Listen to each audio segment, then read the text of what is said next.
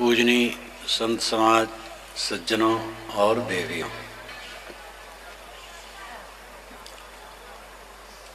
व्यवहार और परमार्थ हमारे जीवन के दो पहलू हैं। प्राणी पदार्थ और परिस्थितियों के बीच में हो करके हर इंसान को गुजरना पड़ता है।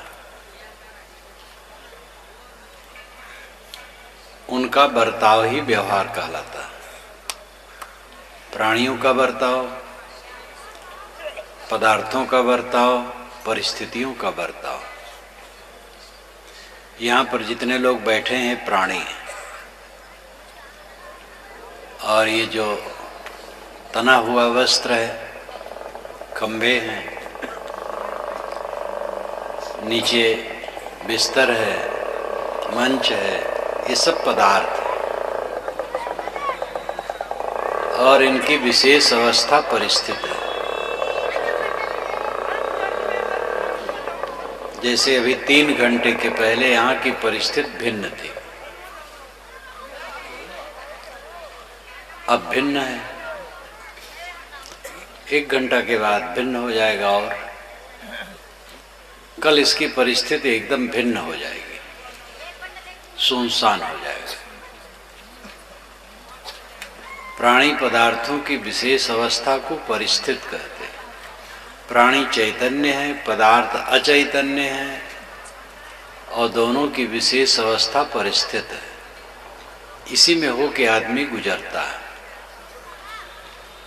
आपका बचपना, उस समय जो प्राणी पदार्थ आपको मिले थे, आज वे सब के सब नहीं है।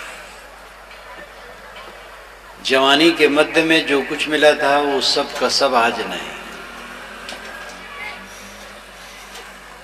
आज जो है वो आगे सब का सब नहीं रहेगा। सब क्षण सब कुछ बदलता है। इसलिए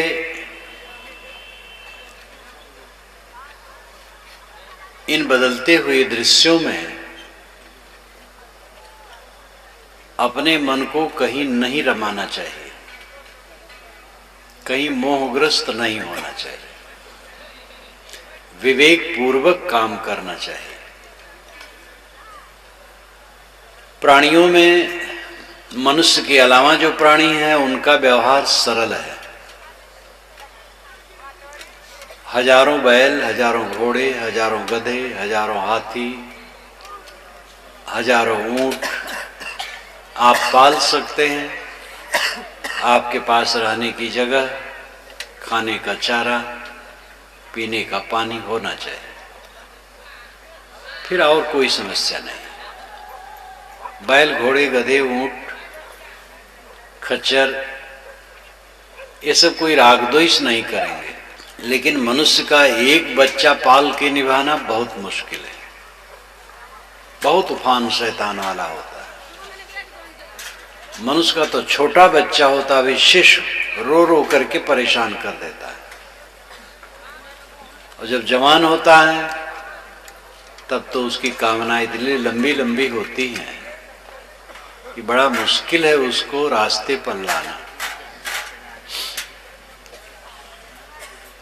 तो मनुष्य प्राणियों का व्यवहार जटिल है। क्षमा, गम, संतोष से उनका व्यवहार किया जा सकता है। मनुष्यों में एक दृष्टि होनी चाहिए कि मूलतः सबको समान समझना चाहिए। एकत्व सब ही समलख है। मानुष खान के बीच अहंकार आने नहीं, मैं उत्तम यह नीच। अपने मन में यह अहंकार न लावे कि मैं उत्तम हूं, दूसरे लोग नीचे हैं। एकत्व सब ही समलख है मानुष खान के बीच, ये पंचग्रंथि का दोहा है। मनुष्य के बीच में सब में एकत्व और समता की दृष्टि मन में लावे। जातियां जितनी हैं सब काल्पनिक हैं, वर्ण काल्पनिक है,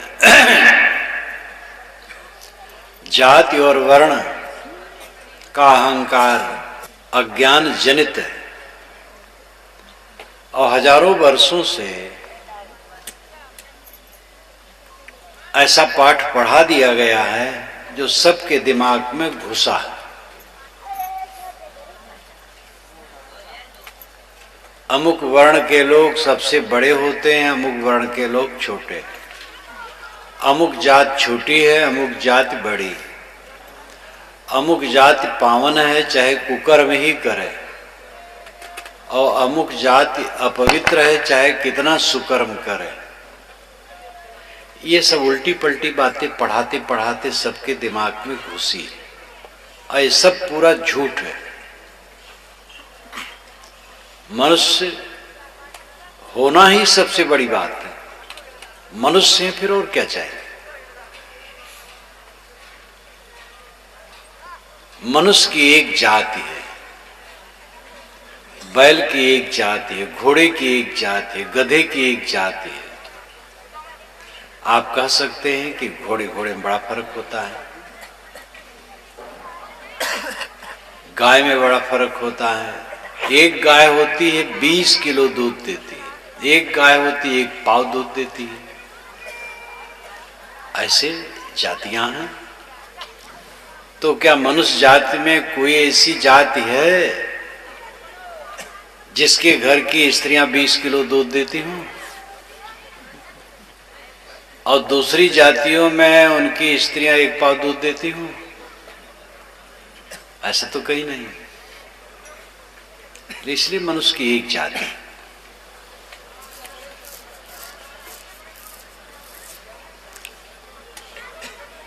मनुष्य के गुण से उसकी विशेषता होती है। किसी को कभी अछूत मत कहो, कोई अछूत नहीं है। स्वच्छता का बर्ताव करो। स्वच्छता को लेके छूत अछूत है। कोई टट्टी घर से निकला अछूत है, स्नान कर ले अछूत नहीं। हाथ धो ले, कोई पवित्र वस्तु छू सकता है। हाथ नहीं धोए तो हाथ अछूत है। इसलिए शुद्धता अशुद्धता की दृष्टि से छूत अछूत है, जन्म से कुछ छूत अछूत नहीं।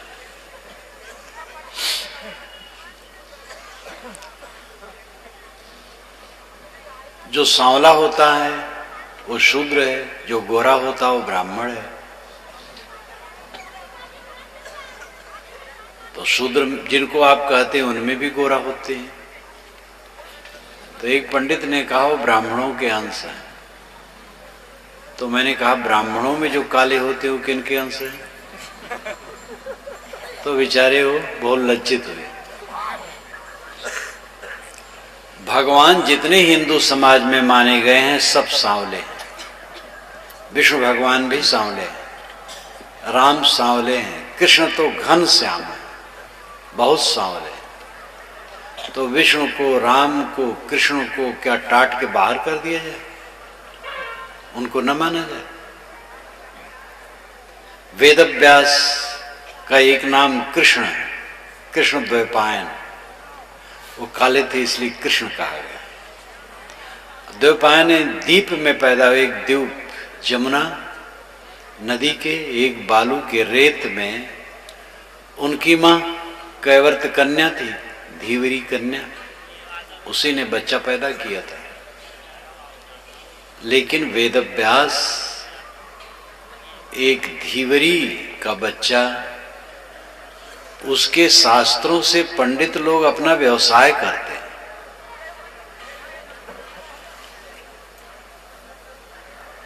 इतने पर भी लोगों को अकल नहीं आए तो क्या करें।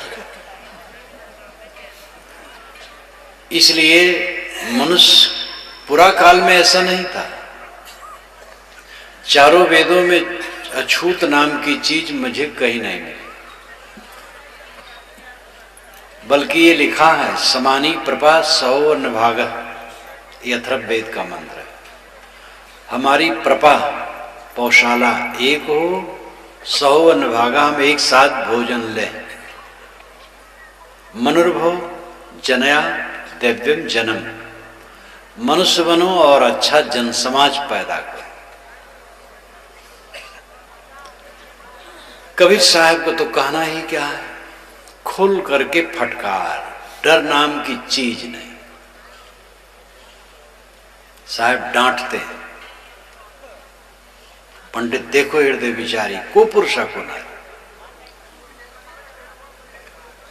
और फटकार करके बात करते हैं।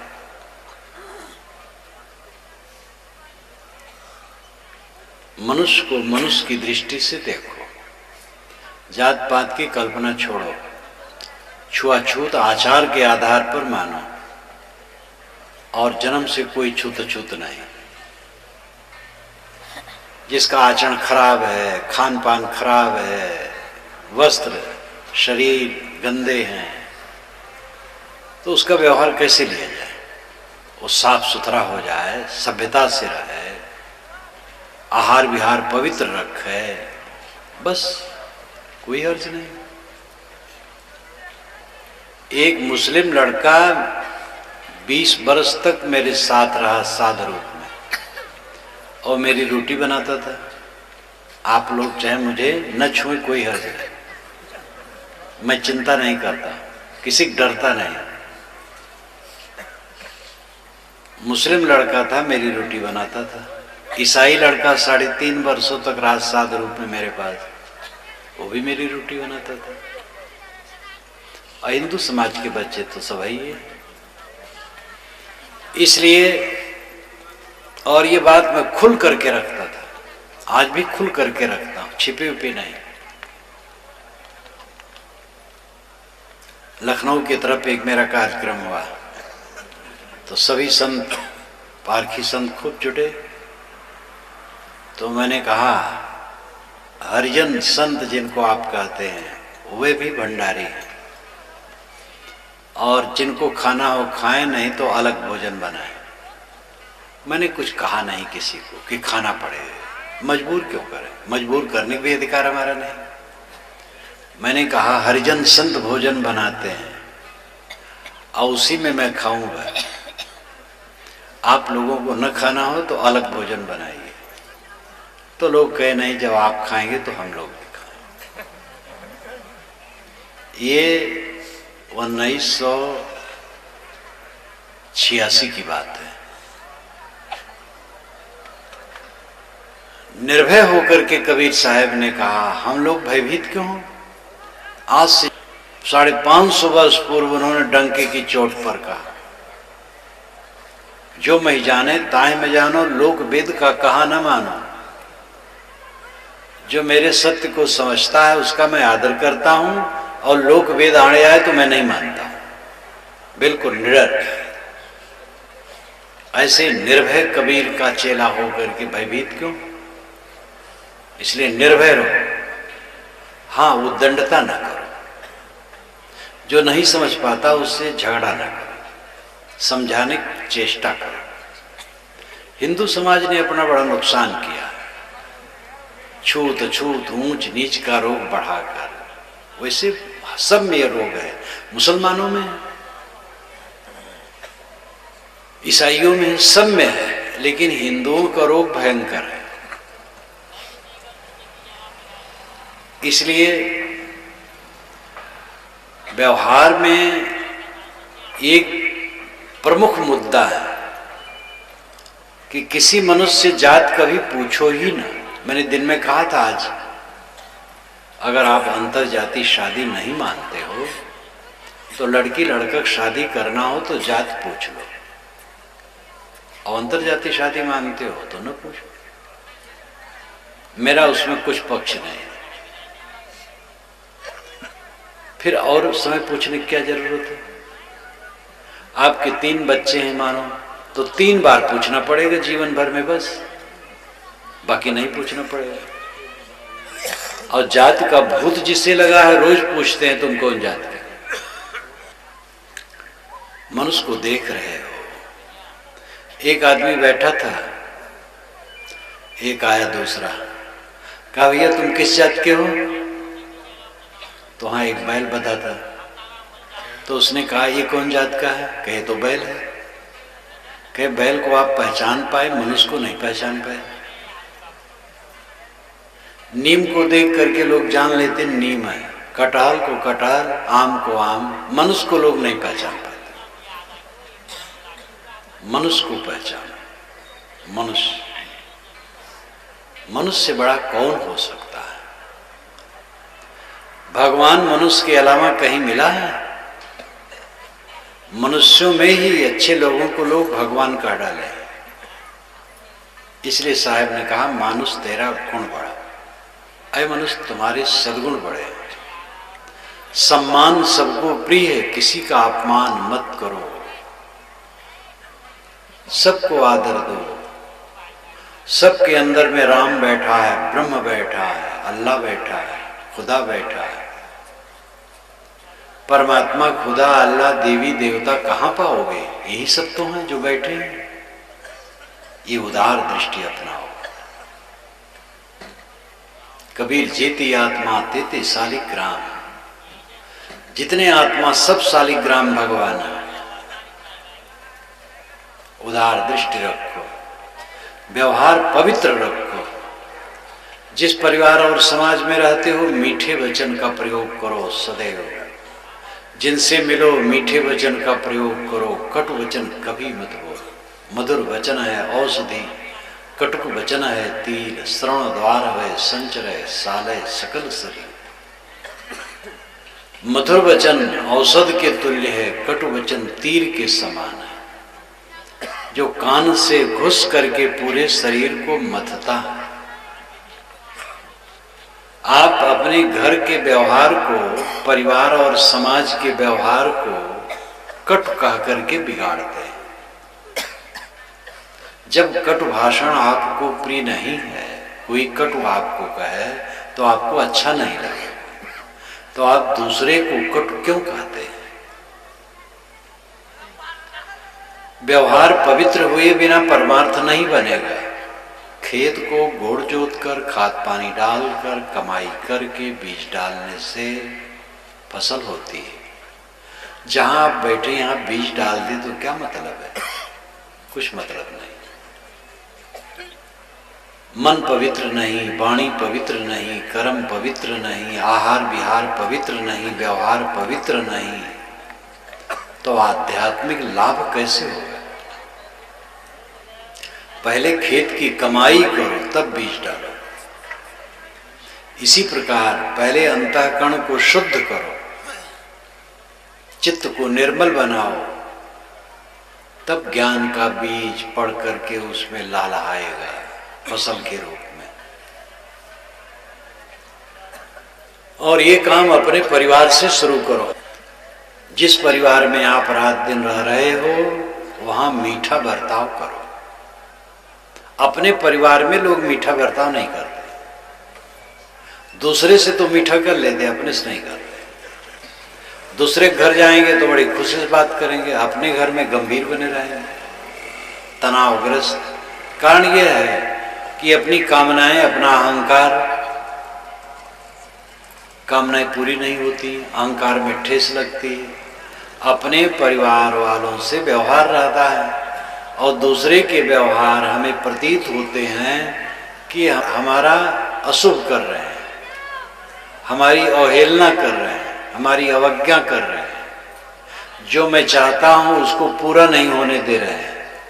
तो अपनी कामनाओं और अहंकार में ठेस बारंबार हम महसूस करते हैं, इसलिए तनावग्रस्त रहते हैं, इसलिए साथियों से कटु बोलते हैं और कसैला बर्ताव करते हैं। इसका परिणाम और खराब होता है। अपने अहंकार को घटाओ, अपनी कामनाओं को घटाओ। जो अपनी कामनाओं और अहंकार को मार लेता है वो अमृत हो जाता है। विनय पूर्वक रहो, सब दया करेंगे। या आपा को डाल दे, दया करे सबको है। साहब कहते हैं अहंकार को छोड़ दो, सब लोग तुम्हारे ऊपर दया करेंगे। आपसे कोई गलती हो गई हो, कोई खूब क्रोध में आकर के आपको कट कहती हुई कहे कि तुमने ये गलती की, अब आप कह दो हाँ मुझसे गलती हुई, मैं क्षमा चाहता हूं। फिर बेचारा वो कुछ कह नहीं पाएगा, ठंडा जाएगा।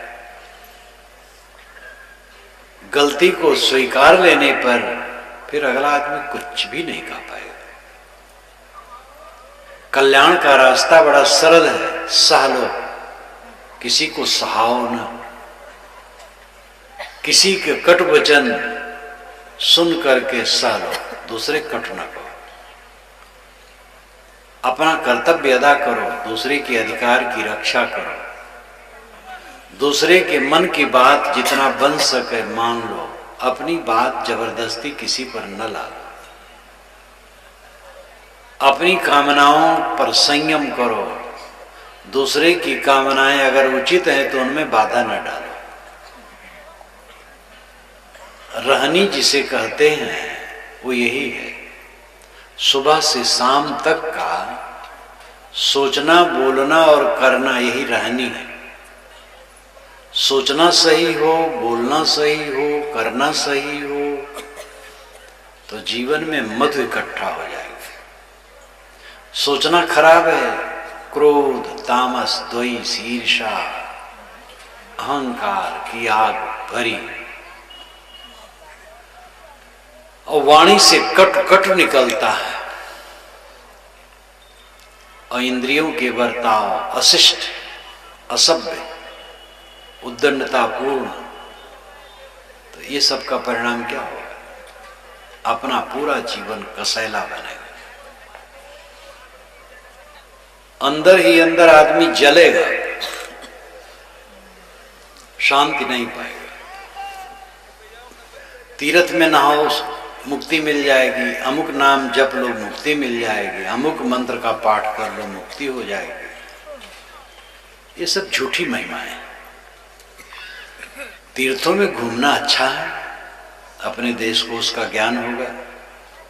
कोई नाम और मंत्र में पवित्र धारणा है तो जपना अच्छा है, अपने मन का, वाणी का सदुपयोग होगा। वेद का मंत्र, कुरान का मंत्र, बाइबल का मंत्र, गुरबाणी का मंत्र, बीजक का मंत्र और जगह का मंत्र, सब मंत्र बराबर है, कोई छोटा बड़ा नहीं। इसलिए मंत्र जपना, नाम जपना बुरा नहीं। तीर्थ में कोई घूमता है बुरा नहीं, लेकिन पाप कट जाएगा। पाप करोगे कौन काट देगा? उसके लिए परीक्षा कर लो। जिस दिन ज्यादा भोजन हो जाए लोभवश तो आदमी परेशान होता है। तो जरा मंत्र जप करके देखे पचता है कि नहीं, नाम ले पचता है कि नहीं, पचेगा नहीं। लहसुन प्याज खा लो और कोई नाम जपो, दुर्गंधिक डकार मिट जाए तो अच्छा है, और नहीं मिटता है तो पाप कैसे मिटेगा? पाप छोड़ने से पाप मिटेगा। किताबों में लिखा है, धर्मशास्त्रों में लिखा है, अच्छी बातें लिखी हैं, उटपटांग बातें लिखी हैं, ऐसी बातें लिखी हैं जो कल्याणकारी हैं, और ऐसी बातें लिखी हैं जो नरक में डुबाने वाली हैं। ऐसी भी बातें, उल्टा पाठ। इसलिए विवेक की आंखों को खोल करके समझने की चेष्टा करो, निष्पक्ष उदार चिंतक बनो। अपना शास्त्र दूसरे का शास्त्र, अपनी परंपरा दूसरे की परंपरा, अपने गुरु दूसरे के गुरु, सब आदरणीय है, और असत्य किसी का आदरणीय नहीं। अपने शरीर में जब रोग लग जाता है तो ऑपरेशन करके उसको काट के निकाल दिया जाता है। कभी कभी हाथ में, पैर में ऐसा रोग लग गया कि डॉक्टर कहता है इसको काट के अलग नहीं किया जाएगा तो शरीर भर विष से व्याप्त हो जाएगा, आदमी बचेगा नहीं। तो हाथ काट दिया जाता है, पैर काट दिया जाता है, ऑपरेशन करके खराब अंश को निकाल दिया जाता है। तो अपनी परंपरा की खराब बातें क्यों नहीं निकाल दी जाए? वेदों के 55 मुद्दे हैं वैदिक साहित्य के, जिसको पंडितों ने कलिवर्ज कह करके त्यागने की राय दी। वेद और वैदिक साहित्य के 55 मुद्दे हैं। और आज से 1000 वर्ष पूर्व पंडितों ने कलिवर्ज नाम का शास्त्र लिखा और कहा ये त्याज्य। वेद के वचन है लेकिन उसको कहा कि त्याज्य। वैदिक साहित्य के वचन है लेकिन त्याज्य का, वो कलिवर्ज कहा गया। कलिकाल में ठीक नहीं। इसलिए विवेक पूर्वक हवन होता था। हवन में पशु काट करके हवन कर दिए जाते थे। जब सूझ हुई तो ये बंद किया गया। तो नारियल उसमें हवन करने का, भाई देखो नारियल हवन कर दिए मानो पशु का हवन हो गया। एक रास्ता निकाला गया।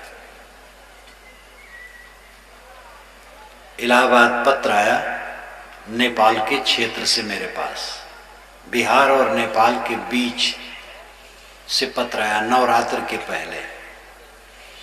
हमारे भक्तों ने पत्र दिया कि साहब यहाँ देवता देवी के नाम पर बकरे बहुत कटते हैं, तो क्या किया जाए।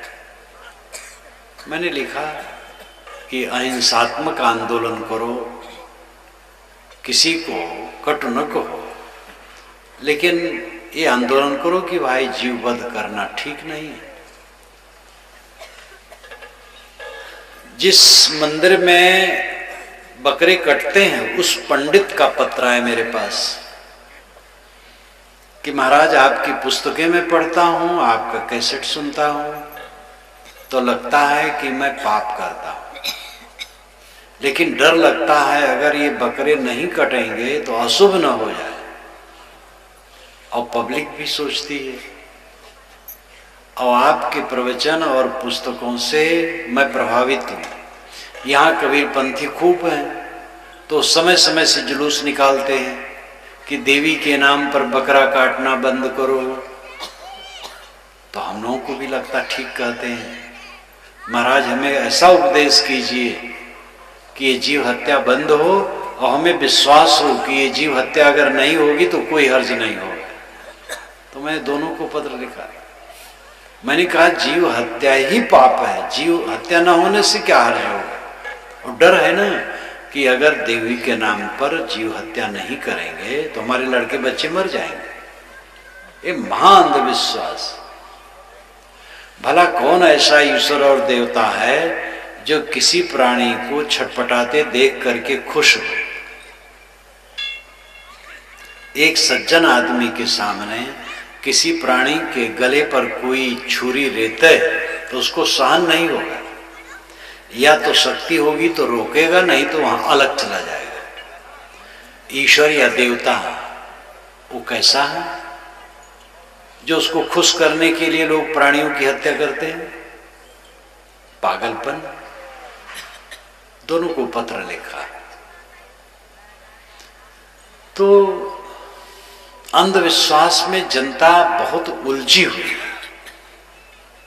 विचारवान बनो, विवेकवान बनो, निर्भ्रांत दृष्टि अपनाओ,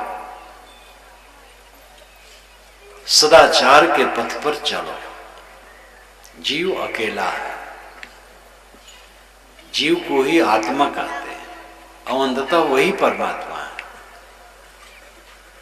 आपकी सत्ता छोड़ करके कहीं कोई परमात्मा मिलने वाला नहीं है। वेदों शास्त्रों में कहीं नहीं लिखा है कि परमात्मा बाहर से मिलता है। ये आत्मा ही परमात्मा है जो मिला मिलाया है।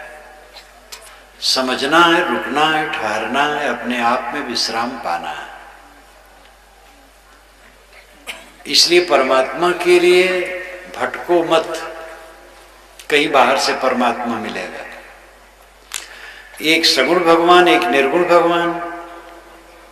सगुण आंखें खुले तो जब बाहर जितने प्राणियों को देखो सब सगुण भगवान है। आंखें बंद करो तो अंतरात्मा निर्गुण भगवान है। सगुण भगवान की सेवा करो, निर्गुण भगवान का ज्ञान करो। सरगुण की कर सेवा, निर्गुण का कर ज्ञान। सरगुण निर्गुण से परे तहां हमारा ध्यान। आंखें खुले, घर के परिवार के लोग जितने दिखाई दें सब भगवान भगवती। घर से निकले गलियों में मोहल्ले में, गांव में, बाजार गए, जहां जितने प्राणी मिलते हैं सब भगवान भगवती। मनुष्य हो चाहे पशु हो चाहे कीट पतंग हो, सब भगवान भगवती।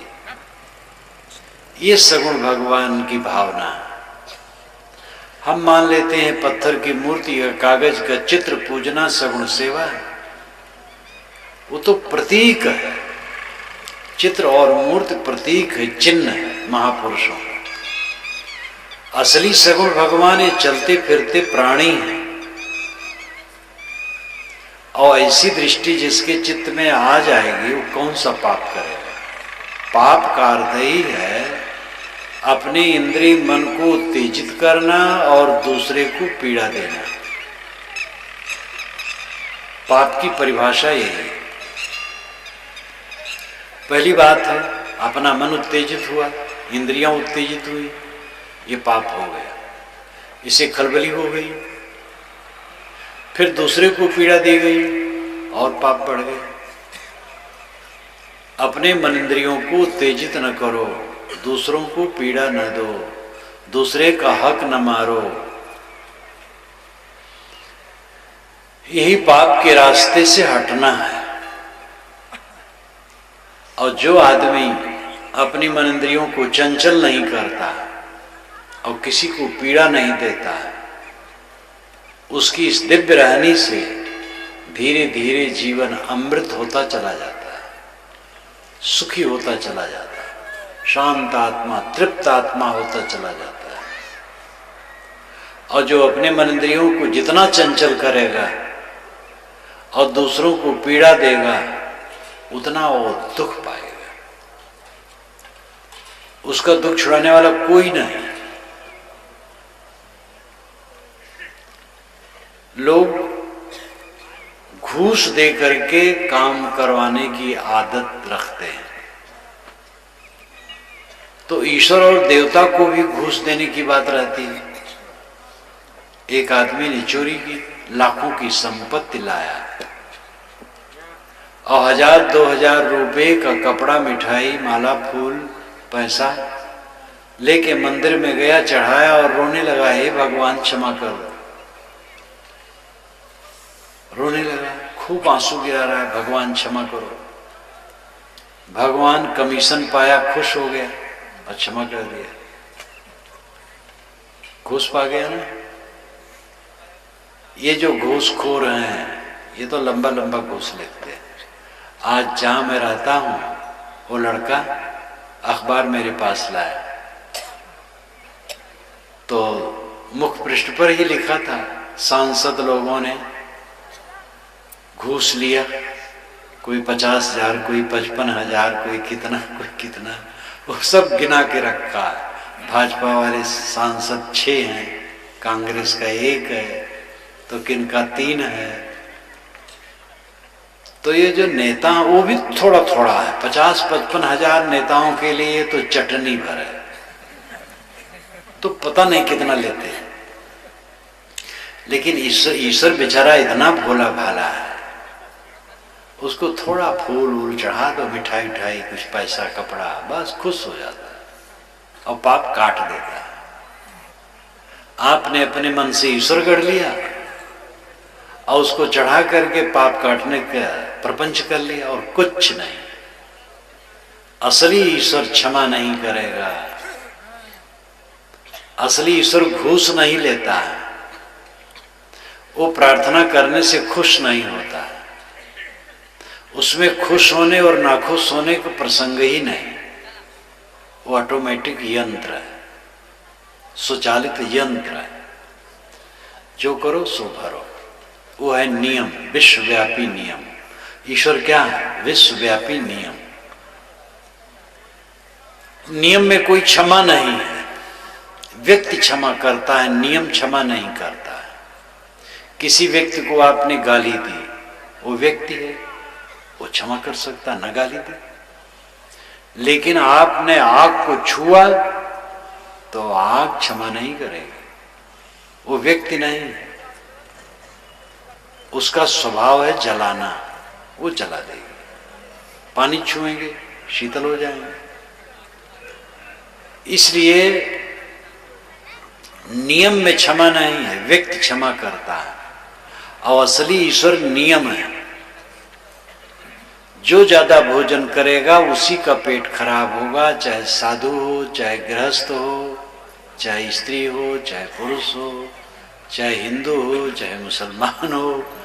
ज्यादा खाएगा उसी का पेट खराब हो जाएगा, ये नियम है। और नमाज पढ़ने से कहीं पेट ठीक हो जाएगा, पूजा करने से ठीक हो जाएगा। संतुलित भोजन करो तो पेट ठीक हो जाएगा। नियम ईश्वर है। अब नियम ईश्वर में कोई छुटकारा नहीं है, इसलिए लोगों ने उससे आंखें मींच ली। तो एक ईश्वर बना लिया अपने मन से और उसको दे दिया घूस और उसकी कर ली प्रार्थना। बस मन ही मन में हो गए गदगद। अब परमात्मा ने क्षमा कर दी, क्योंकि लिखा भी है, किताबों में पंडितों ने लिख दिया है, रास्ता बना दिया है। तो अपने को धोखा देने के लिए हम लोगों ने व्यक्ति ईश्वर की कल्पना की और घूस देने की कल्पना की। नाम ले लो, मंत्र जप लो और कुछ दक्षिणा दे दो, पूजा कर दो, पाप कट जाएगा। लेकिन ये सब धोखा है, कुछ नहीं कटेगा, भोगना पड़ेगा।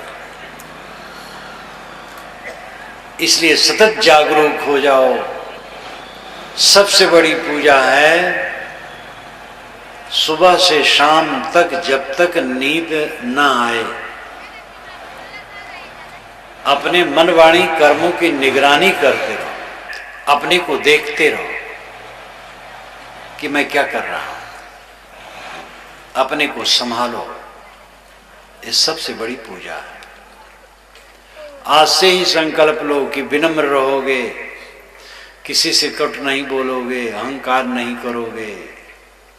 जो आदमी जितना छिछला होता है, अपनी बुद्धि का और अपने सदाचार का घमंडी होता है। हमारी बुद्धि सबसे बड़ी है और हमारा सदाचार सबसे ऊंचा है। ये छिछलेपन का लक्षण है, ये मानना। जो जितना गंभीर होता है उतना विनयी होता है। सदाचारी होकर के सदाचार का घमंड नहीं होता है। बुद्धिमान होकर के बुद्धि का घमंड नहीं होता है। और छिछला है तो बुद्धि का घमंड, सदाचार का घमंड। और फिर उसका सदाचार और उसकी बुद्धि ही उसको तकलीफ देती है। कितने लोग थोड़ा सदाचार अपना करके महाअहंकारी हो जाते हैं और उसका परिणाम और पतन होता है। इसलिए सदाचार और बुद्धि का घमंड नहीं होना चाहिए, उसका पवित्र आचरण होना चाहिए।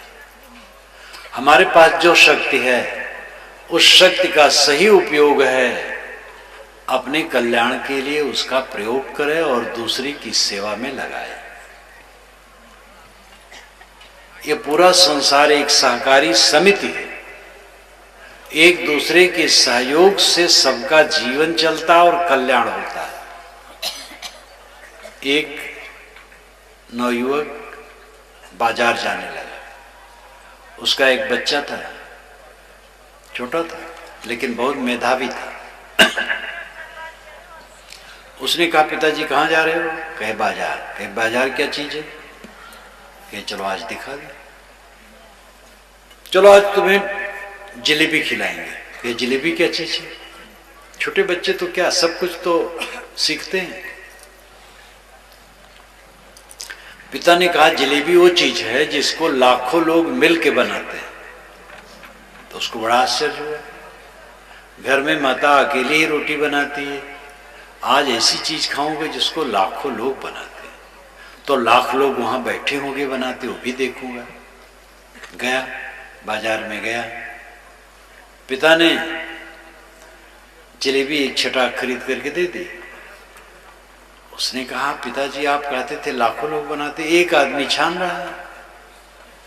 कहे बेटा हिसाब करो तब पता लगेगा। कि कौन सा हिसाब? कहे देखो जलेबी में मैदा है, शक्कर है और तेल है और कढ़ाई में बना है। हलवाई बैठ के बनाता है, मैदा, शक्कर और तेल को अभी अलग रख दो। जिसमें बनता है वो कढ़ाई लोहे की,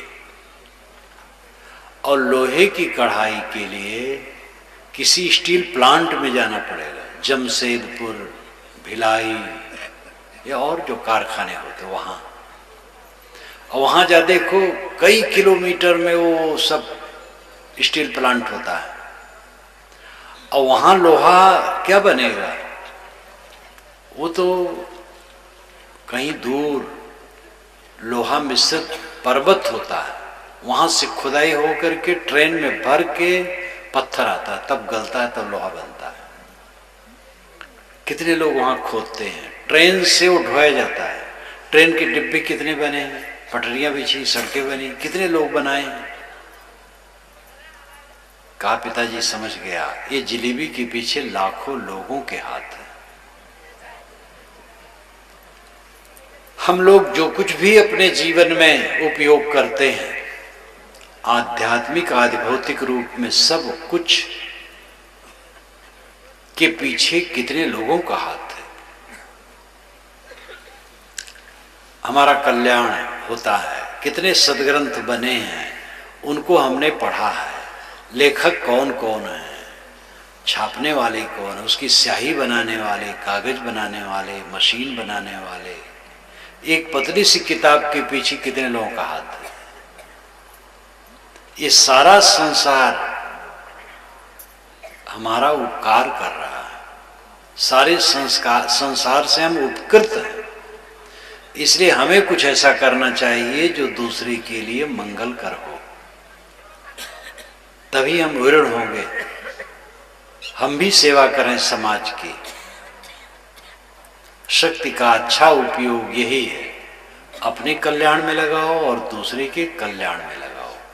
अपना अहित न करो और दूसरे का अहित न करो।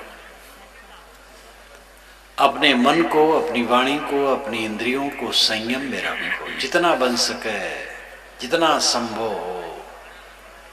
अपने को समेटो, संभालो और दूसरे की सेवा करो। व्यावहारिक पवित्रता से चित्त निर्मल होता है। जो पवित्र व्यवहार करता है, आहार विहार पवित्र रखता है, व्यवहार पवित्र रखता है, उसका मन निर्मल होता है। और जिसका मन निर्मल होता है उसकी साधना अच्छी होती है। घर में तकरार करते हो, राग द्वेष करते हो, कलह करते हो, क्या ध्यान करोगे? ध्यान करोगे वही तामस रहेगा। पीठ ताने बैठे रहोगे लेकिन मन में तामस रहेगा। और मन सरल है, कोमल है, विनम्र है, तो ध्यान के समय तो ध्यान है ही है, बिना ध्यान के समय भी ध्यान है। जिसका मन निर्मल होता है हर समय वो प्रसन्न रहता है। इसलिए आमूल चूल जीवन को शुद्ध करना है, एड़ी से चोटी तक पवित्र करना है। सदगुरु कबीर ने कहा, जो कुछ करो सो पूजा, मैं जो करता हूं सो पूजा है। दुकानदार दुकान पर बैठ करके ग्राहकों को सौदा दे और उन्हें देवी देवता समझे, उचित मुनाफा ले और सेवा करे, तो उसका दुकान करना पूजा बन जाएगा। किसान हल चलाए, अध्यापक बच्चों को पढ़ाए, और इसी प्रकार नाली साफ करना, टट्टी घर साफ करना, जितने काम हैं सब पूजा बन जाना चाहिए। ऐसा हमारा मन निर्मल होना चाहिए कि सारा काम पूजा बन जाए, तो जीवन निर्मल हो जाएगा। ये अपने हाथ में हम और आप कर सकते हैं। भोग अपने हाथ में नहीं, मैंने दिन में कहा था, भोग अपने हाथ में नहीं। भोग जो चाहोगे छूट जाएंगे। इसी शरीर में जवानी गल जाती है,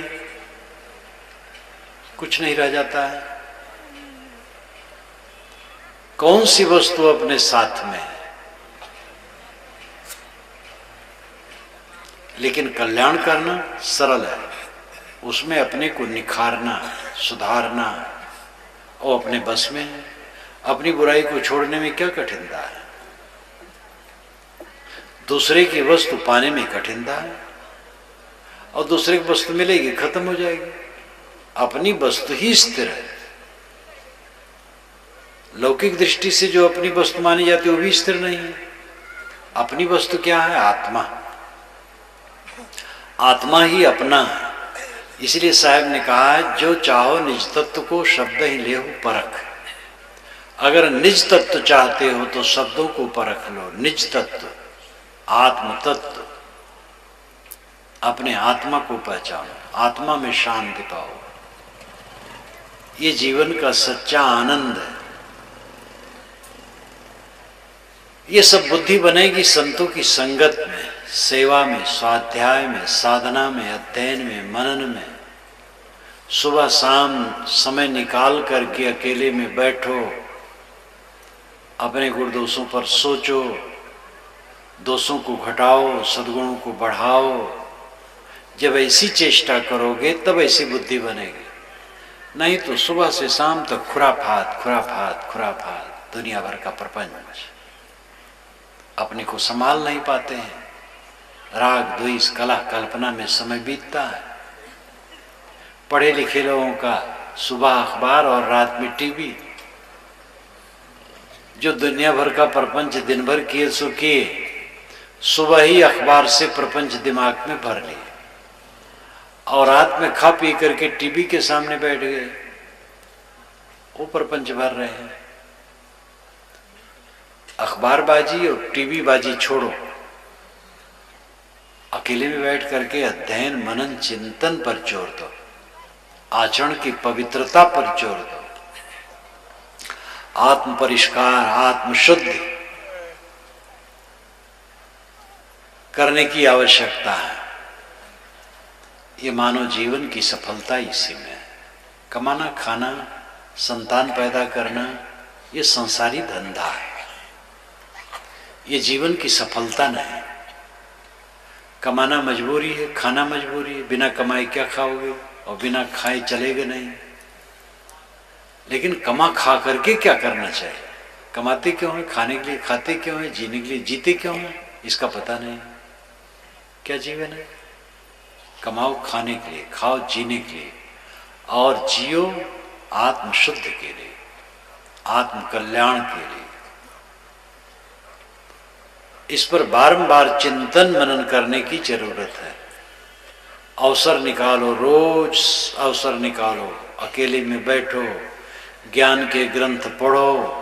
आज सुलभ है कैसेट भी, कैसेट सीडी द्वारा प्रवचन अपने घर में बैठे बैठे सुन सकते हो। और ज्ञान के ग्रंथ पढ़ो तो बुद्धि बनेगी ऐसा। और जब इस प्रकार बुद्धि बनेगी तब कर्म होने लगेंगे पवित्र। फिर गंदे कर्म हटने लगेंगे, अशुद्धियां हटने लगेंगी, शुद्धियां बढ़ती जाएंगी, जीवन कृतार्थ होगा। तो हमारा जीवन व्यवहार परमार्थ दो पहलुओं से युक्त है।